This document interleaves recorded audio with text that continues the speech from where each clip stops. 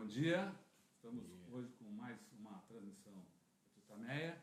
Ela é Eleonora. Ele é o Rodolfo. E ele é o Miguel Torres, presidente do Sindicato dos Metalúrgicos de São Paulo e Mogi, presidente da Federação dos Trabalhadores, Federação Nacional, Confederação Nacional dos Trabalhadores Metalúrgicos e vice-presidente da Força Sindical.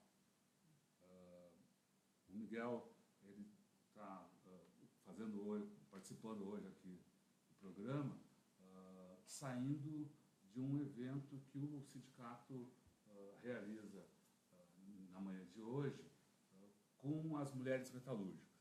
Você podia começar contando um pouco o que é esse evento, de onde você saiu, e qual é a situação do trabalho aí da mulher hoje, que ontem foi o Dia Internacional da Mulher, enfim. Primeiramente, bom dia, agradecer o convite aqui, de estar participando com vocês nessa rádio. Eu estou devendo há algum tempo essa participação, porque a correria está grande, mas é com muito prazer que estamos aqui, Leonora e Rodolfo, para a gente estar conversando e falando um pouco da nossa conjuntura na prática, né, que nós estamos passando do nosso dia a dia. Realmente, hoje nós estamos no nosso sindicato metalúrgico, estamos fazendo um evento que é tradição já da nosso sindicato. Durante o ano ele tem 3 ou 4 eventos direcionados à mulher trabalhadora, né? A nossa categoria ela tem aí em torno de 18% de mão de obra feminina, muito importante, e nós estamos tentando, e o trabalho que nós temos feito nesses últimos anos é de achar condições das mulheres participarem da vida sindical, porque a gente sabe da dificuldade, né? O homem já é difícil, né? Você imagina a mulher que já tem a dupla ou tripla jornada de trabalho, sair do trabalho e participar de assembleia, de reuniões. Então, a gente, nesses últimos anos, tem desenvolvido atividades de desligar, inclusive, as companheiras da fábrica, conseguimos esse avanço para participar e fazer os eventos. Então, hoje esse evento é importante até na conjuntura que nós estamos passando, né, uma conjuntura de ataque aos direitos dos trabalhadores, e dentro desses ataques, que foi a reforma trabalhista no ano passado, a mulher, apesar de ser ruim para todos os trabalhadores, mas para a mulher ainda piorou mais, né? Então é uma coisa que, enquanto nós estamos lutando... Por que piorou mais? Hoje, na nova legislação, a mulher grávida, gestante ou que esteja amamentando agora pode trabalhar em serviço insalubre. A lei tinha uma proteção que a mulher não poderia, nesses casos, trabalhar nesse setor. Isso já mostra que a gravidade dessa reforma em cima nas companheiras. Tem a questão da comprovação do assédio moral e sexual também, que tem uma outra conotação hoje, que é muito mais fácil para o patrão ou quem fez se defender. Então, tem algumas coisas, os processos, por exemplo, hoje a gratuidade não existe mais a gratuidade das ações trabalhistas, né? Quem perde a causa tem que pagar a parte contrária. E nesse caso aqui, para as mulheres é pior, porque a mulher é que sofre o assédio, que sofre a perseguição, que sofre a discriminação, que sofre, né, a desigualdade no ambiente de trabalho. Ela tem muitas ações que pertinentes às mulheres, elas não vão abrir, porque ela corre o risco de ter que pagar ainda o advogado do patrão. Né? Então, lógico que todos os trabalhadores têm isso, mas a mulher é muito mais... Tem esses casos pertinentes que a gente atua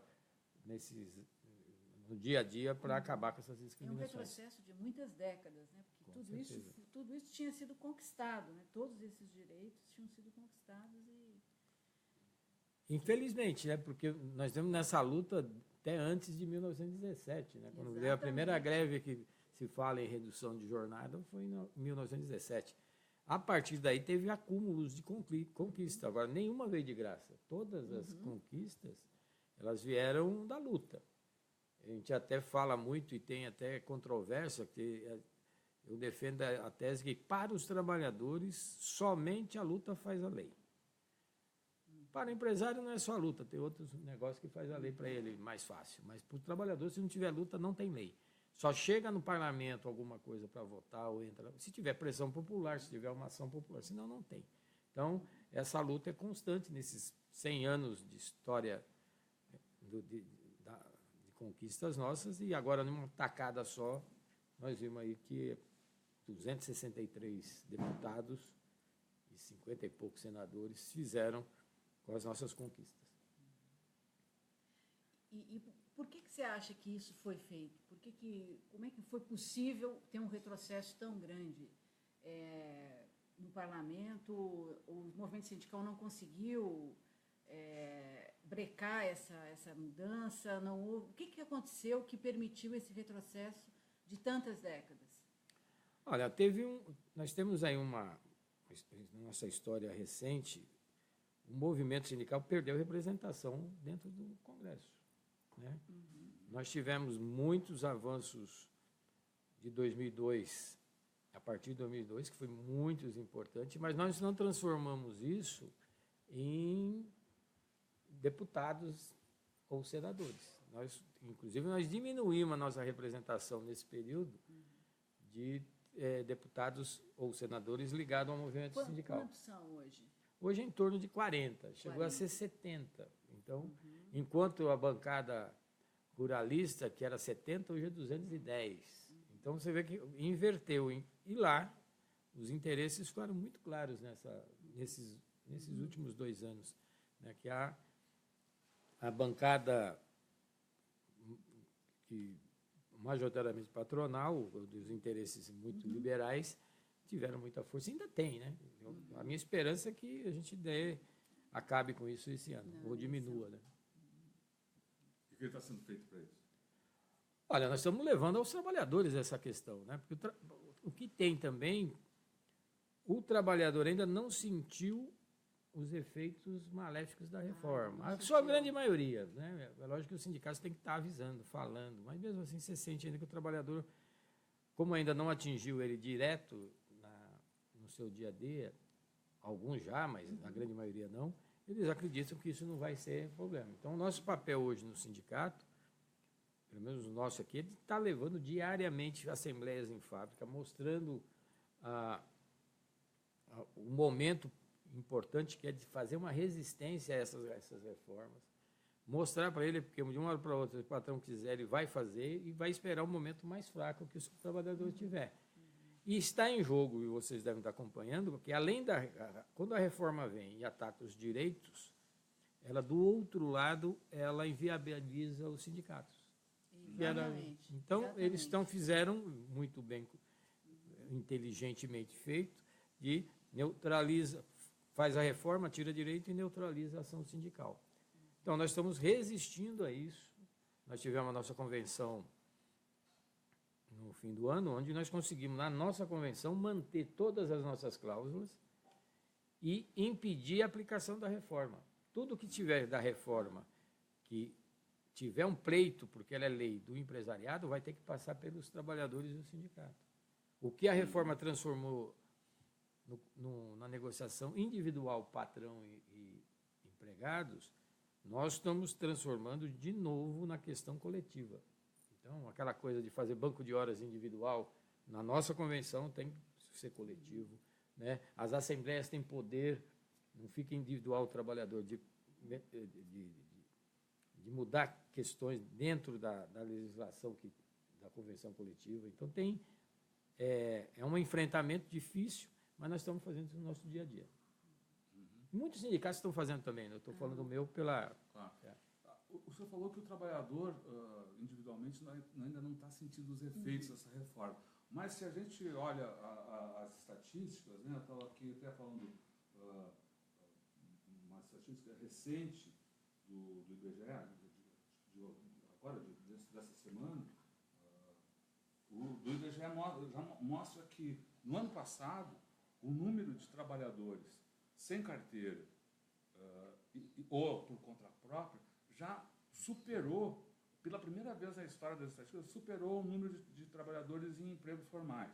Quer dizer, isso já é uma consequência da reforma e isso é dramático, porque o cara não só fica numa situação instável, como também perde salário, a diferença salarial. Quer dizer, quem trabalha nessa situação ganha. Quer dizer, já há os efeitos, a sociedade já sente os efeitos da reforma.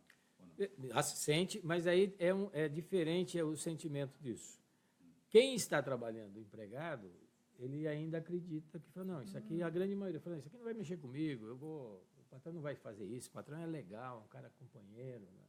O que é importante ver é que o emprego informal, ele melhorou a economia, mas não melhorou o emprego formal, melhorou o emprego informal. Então, é os bicos que aumentaram, é o camelô que conseguiu, o trabalhador que comprou uma banquinha e virou um camelô. É emprego informal, na informalidade. Agora, diretamente ainda quem é CLT, está registrado, ainda tem, não estou falando que hoje é a totalidade, mas uma boa parte ainda acha que tem. E o patronato também está com medo, isso é outra questão que a gente está trabalhando muito. A reforma, quando veio, ela veio, uma boa parte das explicações dos interessados era para dar segurança jurídica ao empresário. Só que a reforma chegou e deixou mais complicado, ainda muito mais insegurança o patronato. Então, você vê muitas coisas que o patronato poderia querer fazer, ele já se sente inseguro. Uma que tem, é só ver o contexto geral. A Associação Nacional dos Magistrados na área do trabalho fez um congresso e tirou 100 e poucas resoluções contra a reforma. O TST não quis se posicionar, não deixou que realizasse uma sessão para regulamentar a reforma trabalhista no começo desse ano, porque tem uma pressão de pontos da reforma que ferem diretamente o direito. Então, tem reações na sociedade e isso é muito importante. Então, o patronato fica também inseguro e nós temos que aproveitar isso e conscientizando os trabalhadores no dia a dia. É o que nós estamos fazendo. E como é que tem sido essa reação na porta de fábrica? Como é que tem sido a receptividade dessa campanha? E como é que você acha que essa reforma trabalhista poderá ser revertida? Será por meio de mobilização nas fábricas, no Congresso? Como é que é a continuidade dessa luta? Eu acho que o primeiro momento é as fábricas. Eu acho que a fábrica, os locais de trabalho, comunidades, a gente tem que levar a nossa preocupação. Porque não é só isso que tem em jogo. Que achar que a reforma acabou, ela não acabou. Né? Vamos ver as declarações dos candidatos à presidência, os pré-candidatos. Né? O Rodrigo Maia já fala que ele é liberal muito mais do que... e que é uma reforma muito mais liberal do que foi feita. Aí você pega o Alckmin, que defende também uma proposta de ampliar certas partes ainda dentro da reforma da Previdência, tem outras questões em jogo. Aí pega o Bolsonaro, que também vem na mesma linha, entendeu? Então, são coisas que a gente tem que estar analisando e vendo e mostrando isso também, que temos que estar preparado para enfrentar isso. Então, a população tem que estar entendendo. Isso nós estamos levando. Falou, olha, vocês estão vendo quem está aí. Quem acha que a reforma trabalhista acabou, ela não acabou. Nós tivemos aí, acho que um mês e meio atrás, o Flávio Rocha, que é dono da Riachuelo, da Grupo Guararapes. Ele lançou um manifesto nos Estados Unidos, num evento dele, né, ultraliberal, com foco principal dentro da reforma trabalhista, para se ampliar. E com 100 e poucos empresários, grandes empresários brasileiros, nesse evento. E hoje ele até fala que pode ser candidato a presidente da República. Então, quem achou que acabou, não acabou. Então, é isso que nós estamos levando ao trabalhador. Se acha que não acabou, nós temos que resistir para a não aplicação, nós estamos nessa resistência, a não aplicação da reforma, né, e levar o máximo possível ao diálogo para a gente ter o trabalhador sabendo dos direitos e como enfrentar isso. É lógico que isso vai passar esse ano, e vai passar, e tem que passar pela discussão eleitoral. É outra questão que a gente está levando. Nós temos que escolher candidatos que estejam ligados diretamente aos direitos dos trabalhadores. Nós aprovamos no nosso sindicato na última Assembleia, e nós vamos convidar todos os candidatos a presidente da República para participar do sindicato, com uma questão só. Nós vamos elaborar uma pauta.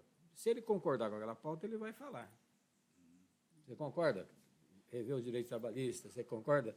E a reforma da Previdência não ser essa reforma que tira direito? Alguns pontos que ele fala, não, isso dá, então vamos lá falar com os trabalhadores. Isso não quer dizer que nós vamos apoiá-lo, mas pelo menos os trabalhadores vão poder. Agora, aqueles que a gente já sabe que não vai, eu duvido que o Maia ou o Bolsonaro vai ensinar um negócio desse. Né? Então, a ideia é fazer os trabalhadores entenderem nesse momento a importância disso. Agora já tem bancada até da metralhadora, da bala já era um perigo, agora é da metralhadora. Quem achou que o revólver estava bom, agora... Quer dizer, pode piorar ainda. Pode piorar. Pode. Agora, nem tudo foi derrota, né? A questão na reforma da Previdência, onde houve, né, um tema que mobilizou muita gente na rua, o governo teve que recuar. Isso foi uma vitória do movimento sindical? Como é que você avalia esse recuo? É um recuo tático? Enfim, como é que... Eu acho que foi do movimento sindical, com certeza, boa parte, mas acho que a sociedade que se mobilizou, coisa que na reforma da Previdência não tinha. Também, trabalhista, desculpa. Tem duas coisas diferentes também. O quórum para a reforma trabalhista é um quórum simples, né? Exatamente. O da Previdência já exige mais força, então exige muita esforço do governo, né? E o tema Previdência chegou mais rápido, foi mais fácil identificar o mal que ele ia fazer à população. Ficou muito mais fácil de fazer, entendeu? E isso ajudou, né? E unificou os trabalhadores, né? Nessa questão da reforma trabalhista, vamos dar um exemplo, ela atingiu a maioria dos trabalhadores, mas os trabalhadores do setor privado, do público, muitos nem entraram na campanha contra. Eu não vou mexer comigo, isso aqui não tem... Né? Agora, na Previdência teve que entrar todo mundo, né? Eu acho que teve esse apelo, que foi importante, né? A participação, mas o vencedor foi a sociedade que conseguiu. É lógico que eles estão tentando achar condições favoráveis para tentar até colocar em votação. Mas eu acho muito difícil que esse ano eles consigam isso. Agora, nessa luta aí, depois da sociedade, mas para o movimento sindical, ela foi especialmente importante porque foi um momento em que atuaram juntos, de forma unitária, as várias centrais. Você poderia comentar um pouco esse processo aí de ação unitária das centrais?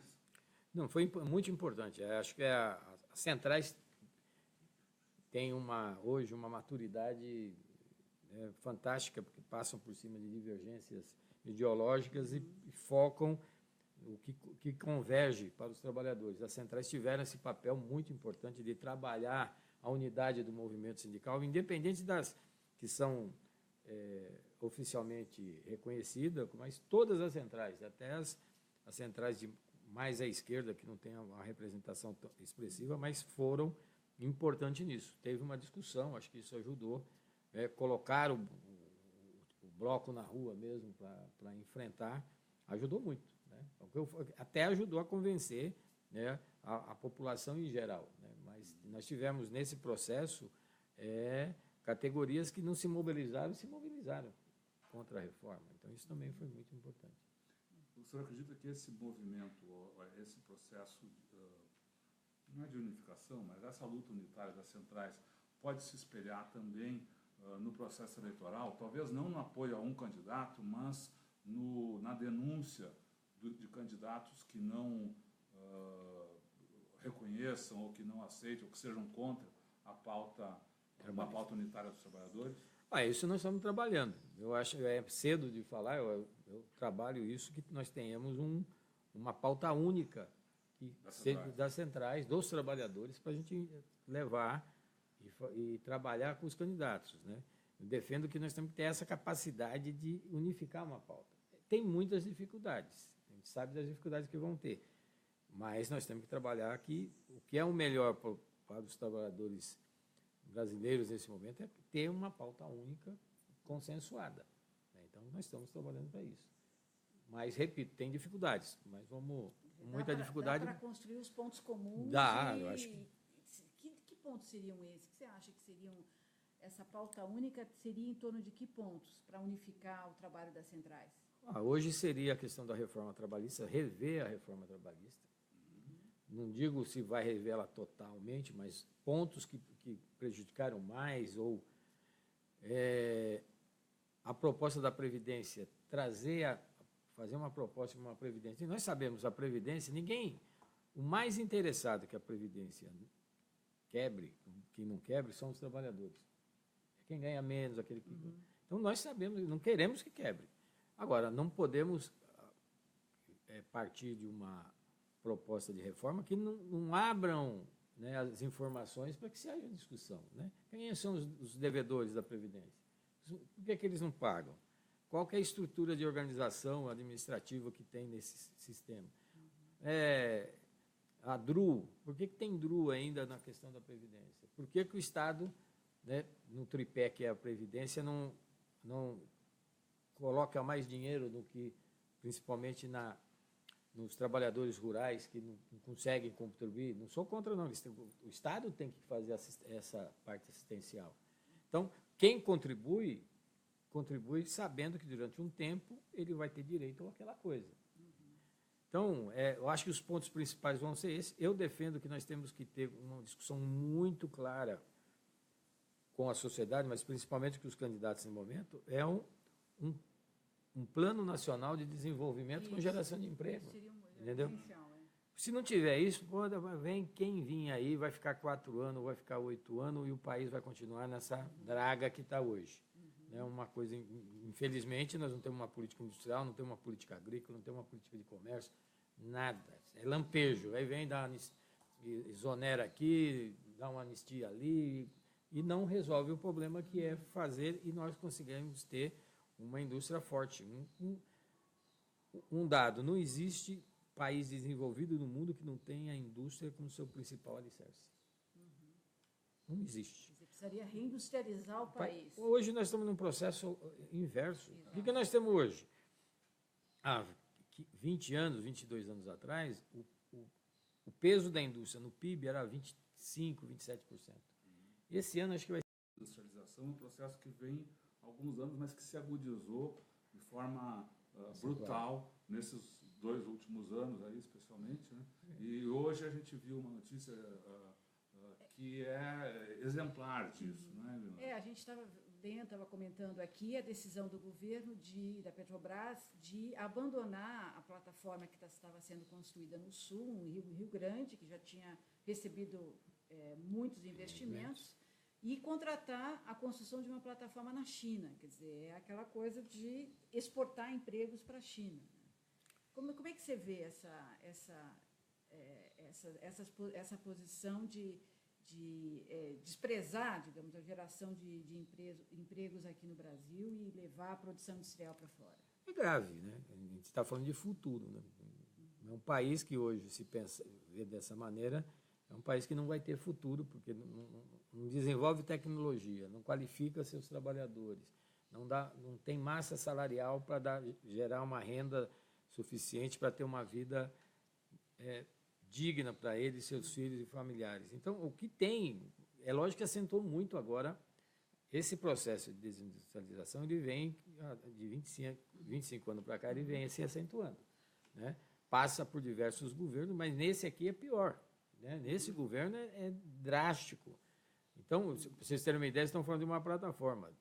Foi feita uma licitação das plataformas da Petrobras, aí do campo de Libra, que proibiram no edital a participação de indústrias brasileiras. É um absurdo. Isso está no edital, gente. É um negócio absurdo. Não, isso aqui nós tivemos que fazer porque é para atrair investimento.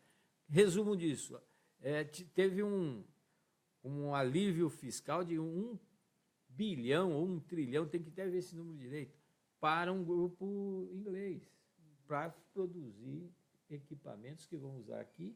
Lógico que vai ter mão de obra brasileira, mas vai ser a mão de obra brasileira de apertar parafuso, sei lá qual é o nome que vai dar. Mas a qualidade e o número da mão de obra, com certeza, vem tudo de fora. O caso da Embraer também é ilustrativo da mesma política, lógico, né? Lógico. Que vai atinge diretamente os metalúrgicos também. Né? O que tem hoje, a política desse governo, ele está vindo de uma maneira de tirar o Brasil dos brasileiros. Né? Você viu a reserva no Amapá, isso. No Pará, o que aconteceu? Deu aquela confusão, mas eles ainda estão tentando dar um jeitinho de liberar para os canadenses a extração. Então, nós já estamos perdendo. Aí você vê o avanço que eles querem fazer nas privatizações.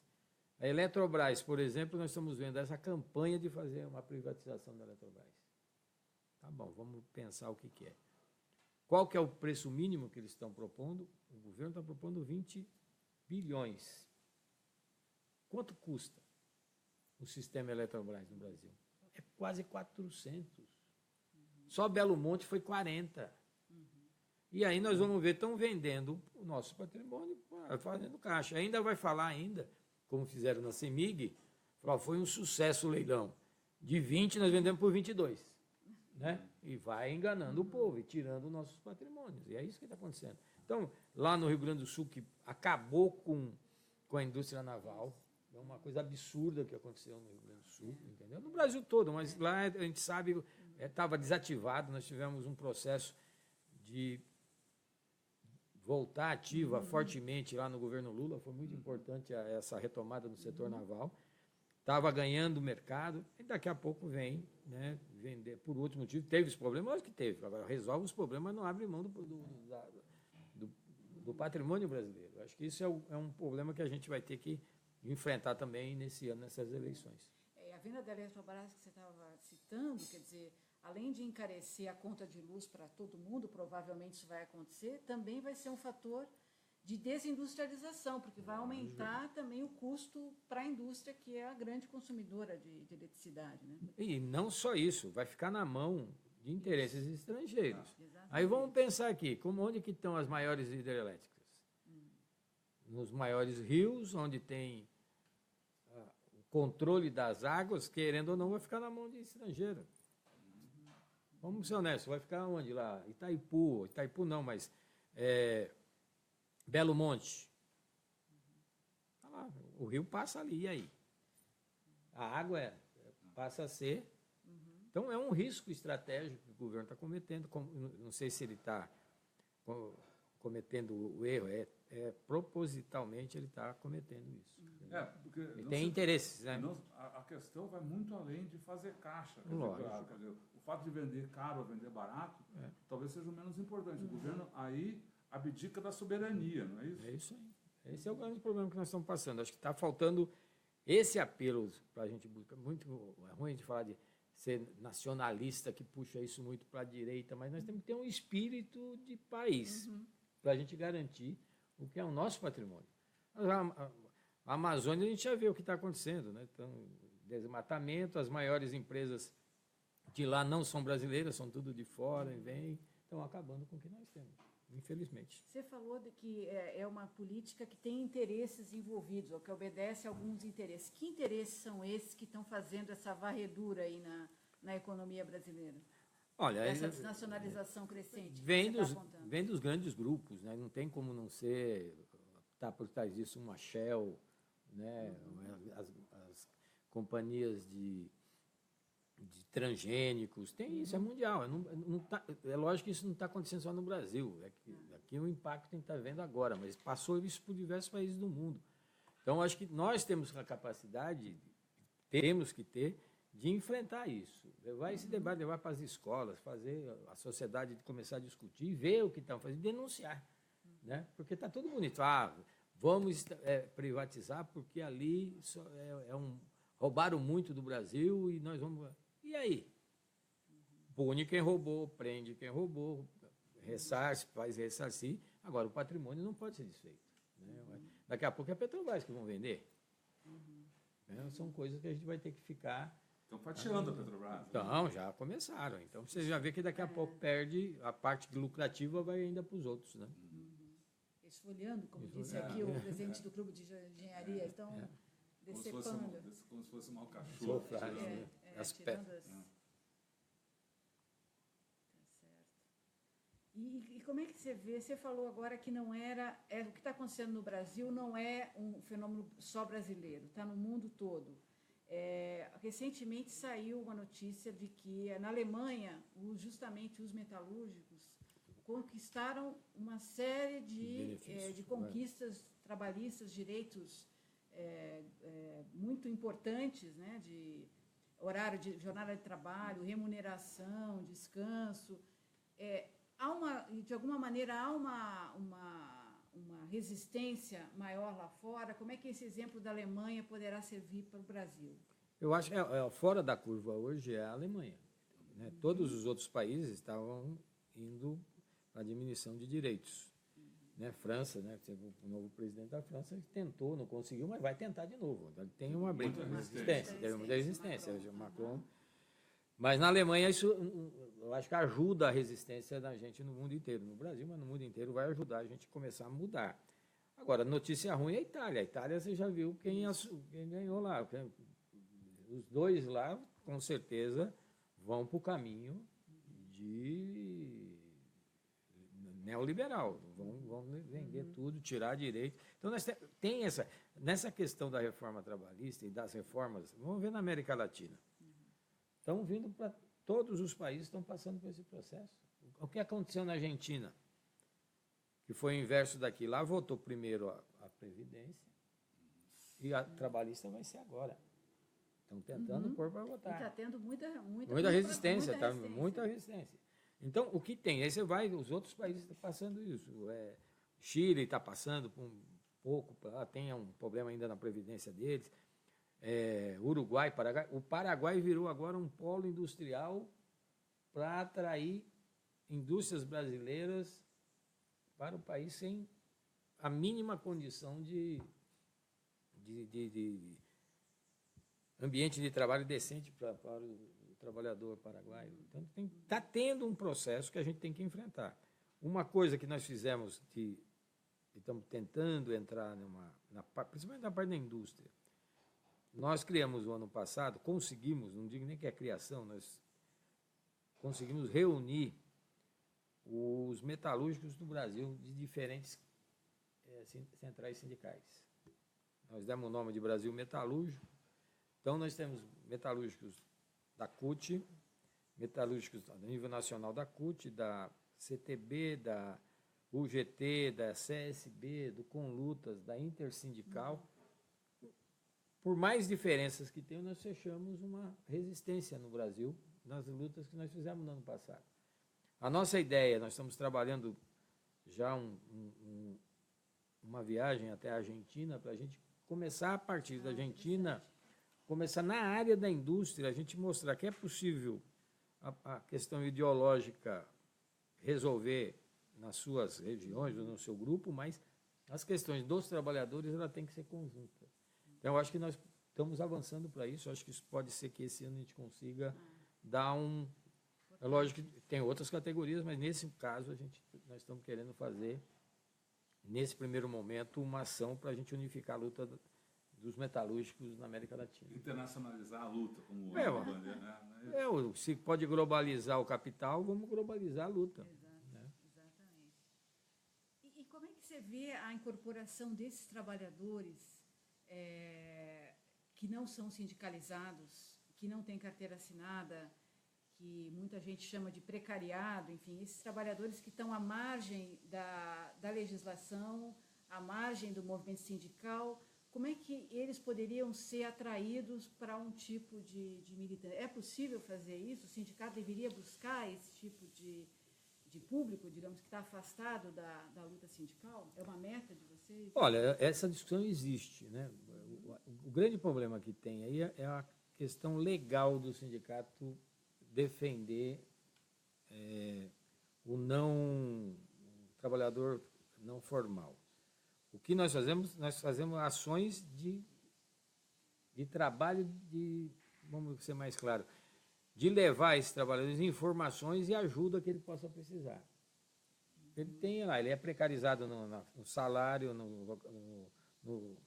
no seu trabalho, é precarizado na sua vida mesmo, porque ele ganha pouco, não consegue nem dar um sustento digno, dentro disso, ele tem um problema legal que ele comete para sobreviver, ele infringe um monte de leis municipais, estaduais, sonega, tem um monte de problemas. Isso nós estamos tentando, a nível de organização específica de cada segmento desse, a gente tem essa discussão.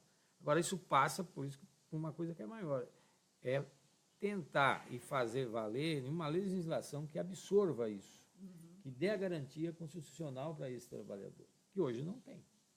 Né? Não tem nem... Ele está perdido. E, como você falou, pela primeira vez o número de trabalhadores formais ultrapassou o número de trabalhadores que são formais.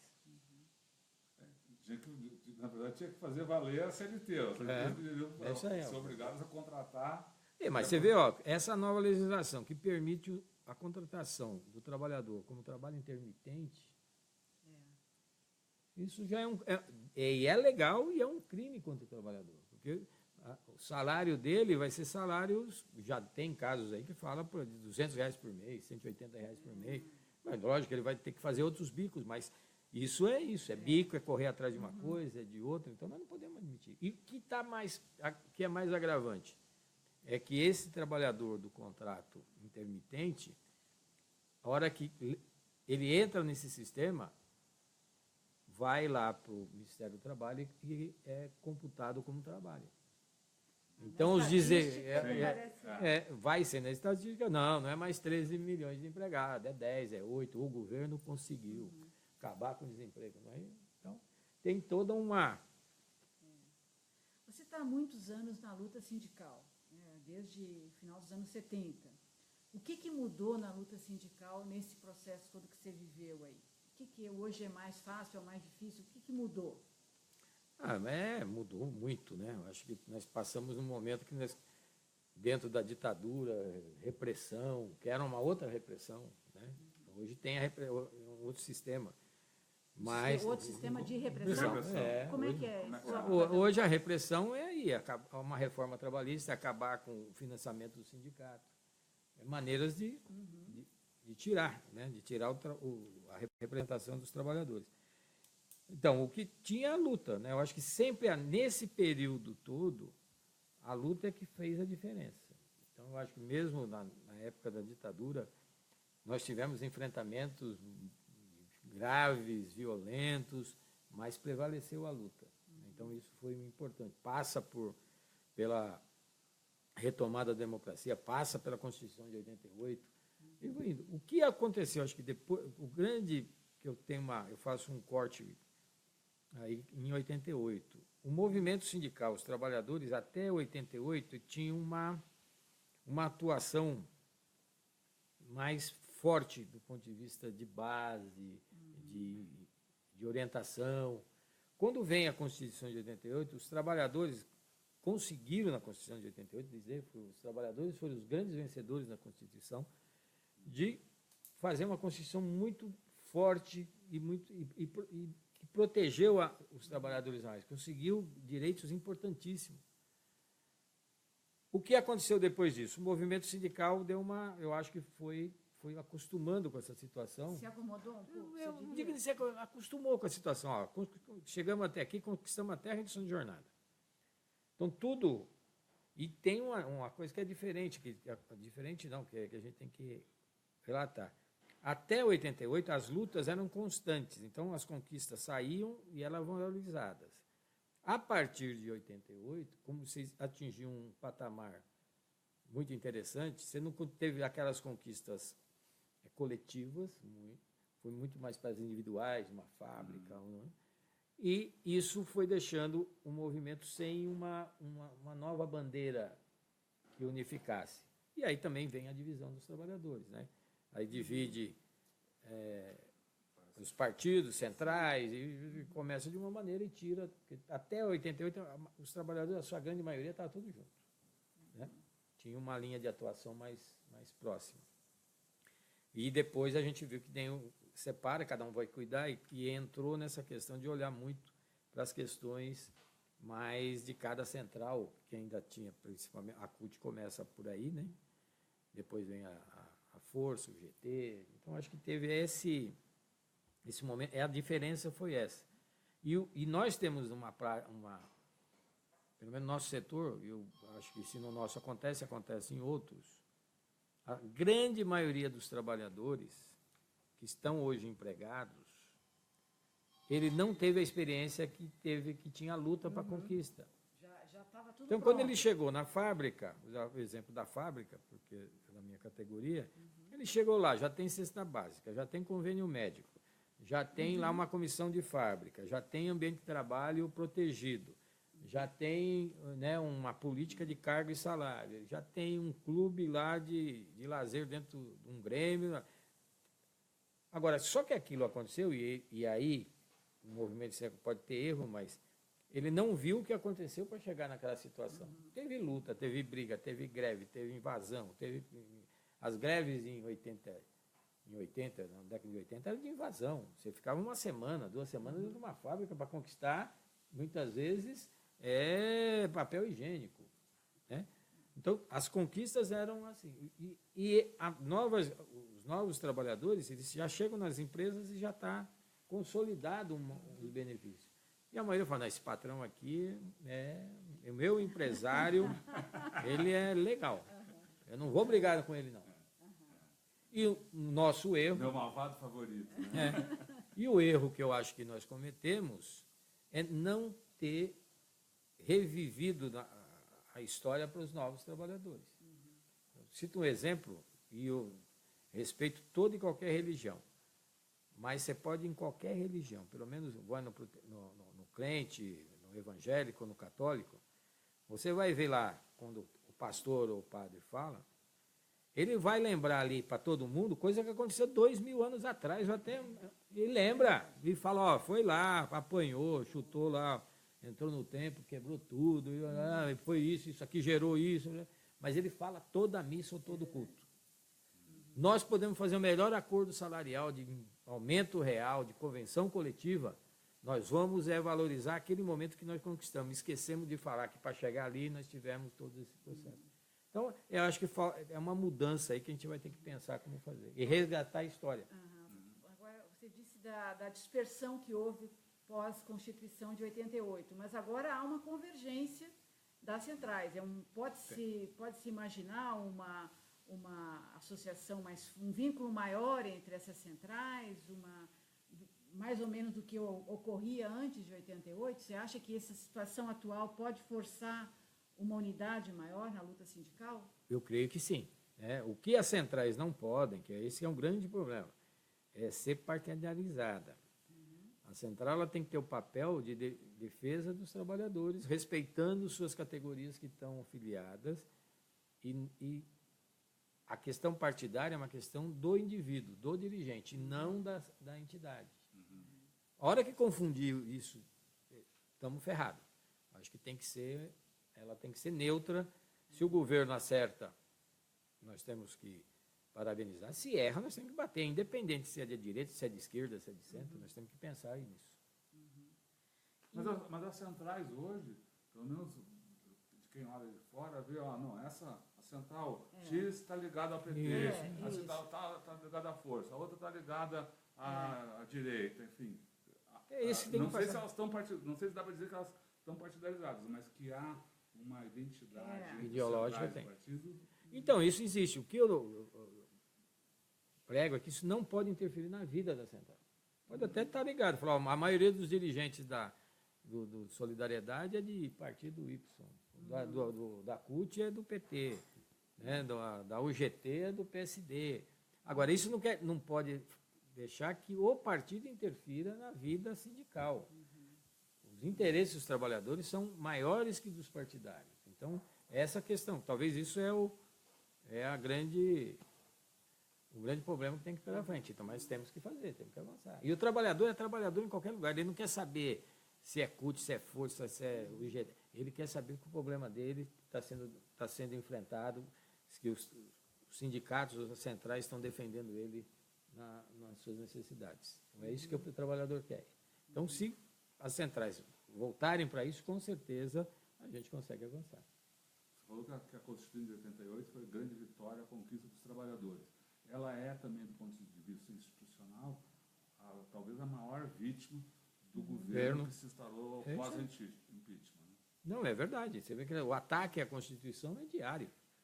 Toda hora parece que um grupo dentro do governo que ficam pensando em como fazer para ir desmontando a Constituição. Né? Uma maquinação. Não, toda hora aparecem umas coisinhas absurdas, né? Mas nós temos que enfrentar isso. Você falou da história da luta.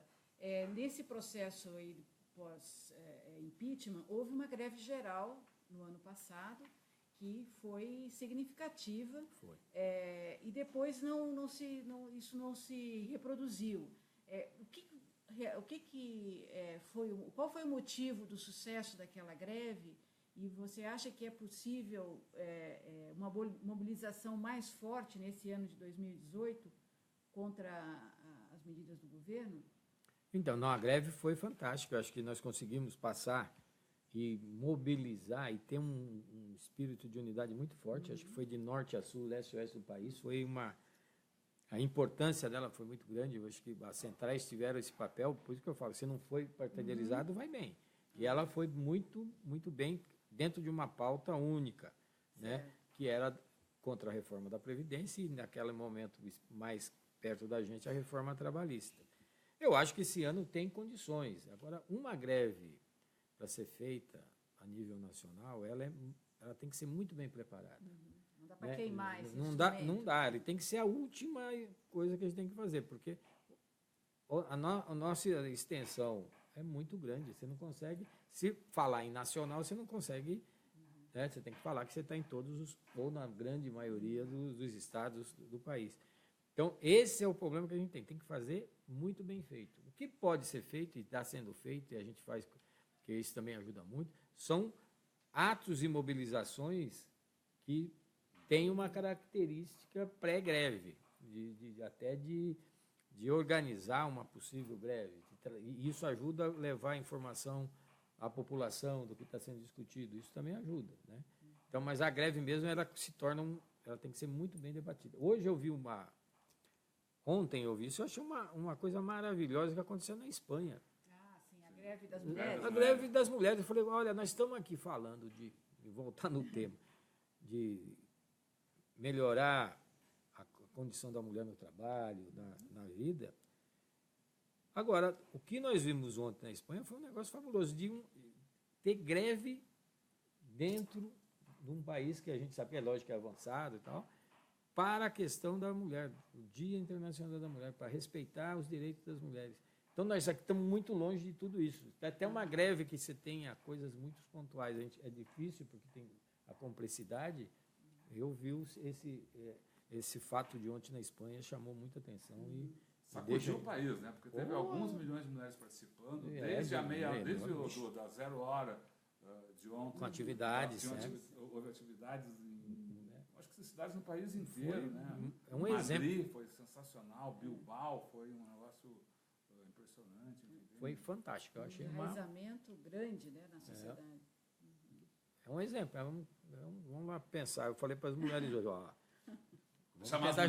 vamos chegar para tentar chegar ali perto disso, que é bom. Achei muito bom. Agora, o senhor estava falando da preparação para a greve, a preparação dos movimentos, da importância da unidade das centrais. Nessa greve, na greve do ano passado especificamente, houve também uma relação importante com os movimentos populares, especialmente o MST e o pessoal do Movimento Sem Teto. É possível construir essa unidade de centrais, ela pode se ampliar, se amplificar para incluir ou para se somar, para trazer os movimentos populares também? Com certeza, eu acho que foi fundamental e não só foi na greve, eles tiveram participação em todas as manifestações que nós fizemos no ano passado.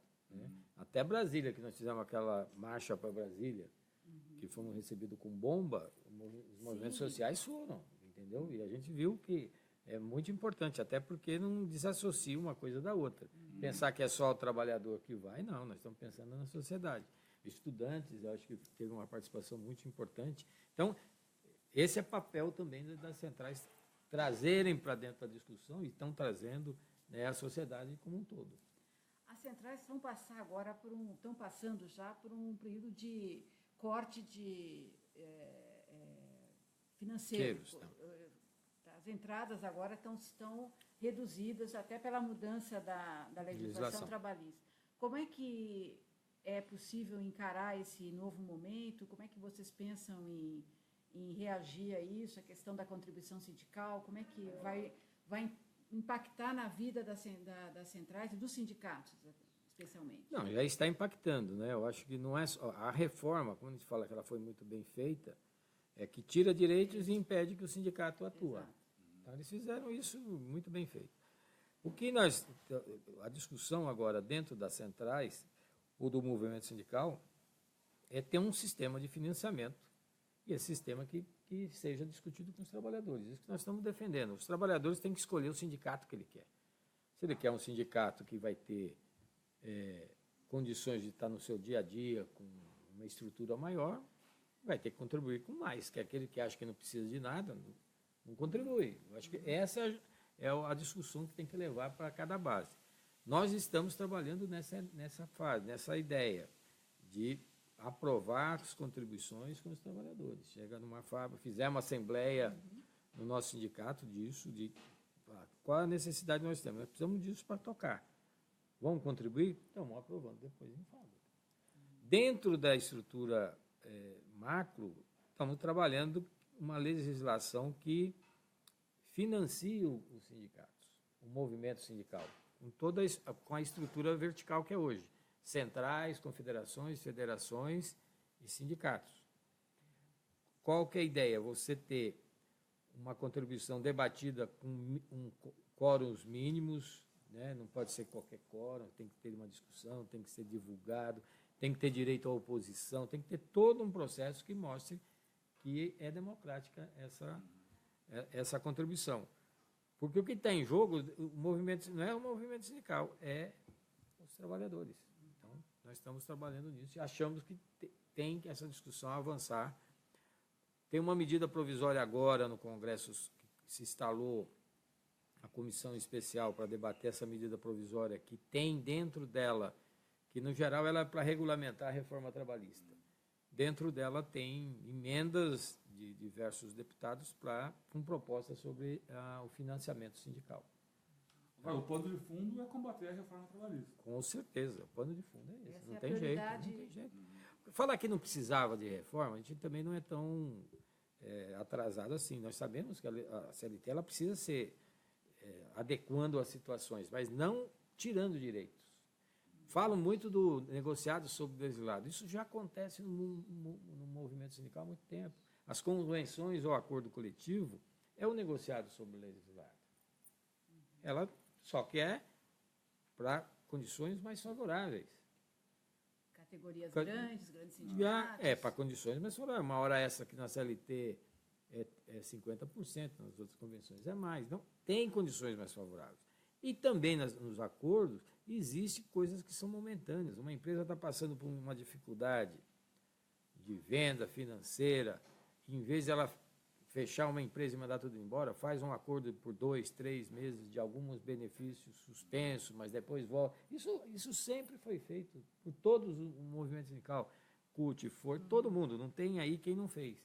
Agora, do jeito que a reforma veio negociado sobre o legislado, é para tirar direito. Então, E você está otimista? Você acha que a reforma pode ser derrubada aí proximamente? Eu acho que nós vamos ter uma boa renovação no Congresso Nacional. Agora, essa renovação não pode ser renovada pela indicação dos que estão saindo, né? Que eles estão deixando lugar para aquelas pessoas que vão fazer o que eles estavam fazendo. Eu acho que a população vai ter muita informação para ela, né? E nós vamos ter que trabalhar nisso, dela escolher, pesquisando, tendo pelo menos, pode até errar, mas vai pesquisar para ver o mínimo que vai. Não dá para votar naqueles que já sabem que vai ser contra a gente lá. Falando dessa participação política, os metalúrgicos, os sindicatos metalúrgicos de São Paulo e os dirigentes metalúrgicos do Brasil todo tiveram um encontro com o ex-presidente Lula, exatamente nas vésperas do julgamento em segunda instância. Por que aconteceu esse encontro? O que vocês discutiram e como você está vendo essa tentativa de impedimento do direito de Lula a ser candidato? Eu mesmo estive nesse encontro. Acho que foi um encontro importante, até porque o Lula é companheiro, né? O Lula foi um presidente que conseguiu diminuir a desigualdade, né? Conseguiu avançar na parte social do país, deixou o país em evidência na questão. Teve erros a gente começa a ver, mas isso não anula o que ele fez de bom, né? Então, eu acho que nós temos que estar sempre atento a isso, os interesses que estão jogando. Na questão específica do Lula é candidato ou não, nós defendemos que ele tem o direito de ser candidato. Quem vai julgar ele é a população. Vai mostrar que é ele ou o outro que vem contra a proposta. Então, eu acho que esse medo que essa classe hoje que quer derrubar o Lula de qualquer jeito, tem um medo de enfrentar as urnas, né? Então querem deixar o mínimo de candidato, deixar aqueles um bonitinho aqui, um mais ou menos ali, né? Vem outro com a metralhadora. Então nós defendemos e vamos dar esse apoio a ele, que nós defendemos que ele seja candidato, sim. E a voz é a voz do povo. A voz do povo é que vai decidir no voto na eleição. Muito bem. Muito bem? Muito obrigada. Não sei se o senhor quer falar alguma coisa mais, enfim, alguma coisa que a gente não tenha perguntado, que seja importante. Não, é bom para a gente, ótimo. Eu acho que a gente não tem jeito de viver em sociedade se não te viver organizado. Então, eu acho que, e eu aqui falo do movimento sindical, se hoje está ruim para os trabalhadores, sem o movimento sindical, com certeza vai ser pior. Sem o movimento sindical, nós vamos estar guardadas as devidas proporções ao que era em 1917. Então, eu acho que o trabalhador tem que participar ativamente. Se tem um sindicato que o trabalhador não gosta, que tem reclamação, vai para dentro do sindicato. Você vai ter o direito de votar, de fazer um trabalho, de fazer o sindicato andar. Não existe sindicato forte ou fraco. Existe sindicato que luta e que não luta, que tem participação dos trabalhadores ou não tem. Lógico que tem no movimento sindical muitos sindicatos que às vezes não fazem o que tem que fazer, mas aí os trabalhadores têm que se organizar e enfrentar essa situação e procurar ajuda. Eu acho que não podemos abrir mão de um instrumento que traz direitos e traz garantia para os trabalhadores, que é o seu sindicato. Fortaleça o seu sindicato. Juntos somos fortes e a luta faz a lei. Boa, a luta faz a lei. A luta faz a lei.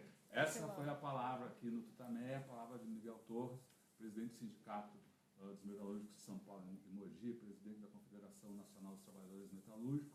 E toda essa nossa conversa vai estar disponível no YouTube e no site, nosso site, tutameia.jor.br, daqui a pouquinho.